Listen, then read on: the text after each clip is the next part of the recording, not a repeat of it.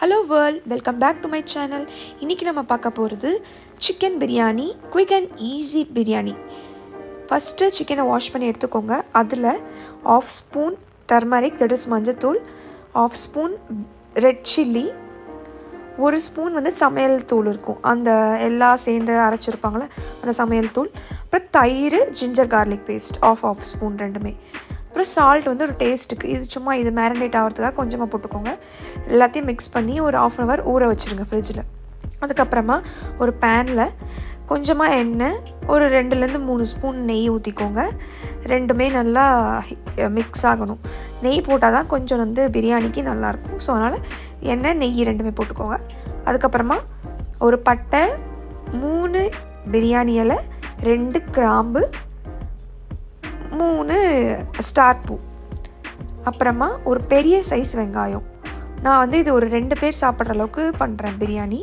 So அதில் 2 பேருக்காக ஒரு பெரிய சைஸ் வெங்காயம் எடுத்திருக்கேன். அப்புறமா இதுக்கும் கொஞ்சம் ஜிஞ்சர் கார்லிக் பேஸ்ட் இதுக்கும் போட்டுக்கணும் பிரியாணிக்கும். அப்புறமா ஒரு பெரிய சைஸ் தக்காளி, ரெண்டுத்தையும் போட்டு நல்லா இந்த மாதிரி எண்ணெய் பிரிஞ்சு வர மாதிரி நல்லா வதக்கிக்கோங்க. அதுக்கப்புறமா ஃப்ரிட்ஜிலேருந்து எடுத்து வச்ச இந்த சிக்கன் லெக்கை போட்டுக்கோங்க. மேரினேட் பண்ணதை சிக்கன் லெக்கும் மேரினேட் இதே மாதிரி பண்ணி வைக்கலாம். அதே மாதிரி சிக்கன் பீஸஸும் மேரினேட் பண்ணி வைக்கலாம். சேம் ஃபார் நார்மல் சிக்கனுக்கும். லெக்கு மட்டும் இப்படி கிடையாது. அப்புறமா ஒரு 3 கிளாஸ் தண்ணி நான் ஊற்றுறேன். நான் இந்த கப்லேயே 2 கப் அரிசி வச்சுருந்தேன், ஊற வச்சுருந்தேன். ஸோ 1 கப் அரிசிக்கு 1.5 கப் தண்ணினா 2 கப்புக்கு 3 கப் தண்ணி. ஸோ நான் இதே கப்பில் 3 கப் தண்ணியை ஊற்றிட்டேன்.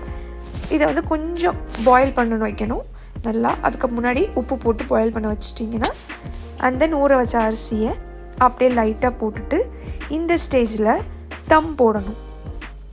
ஒரு தவா எடுத்து தம் போட்டுக்கோங்கன்னா இந்த மாதிரி வந்துடும். That's all. தேங்க்ஸ் ஃபார் வாட்சிங். பாய். Keep supporting us. பாய்.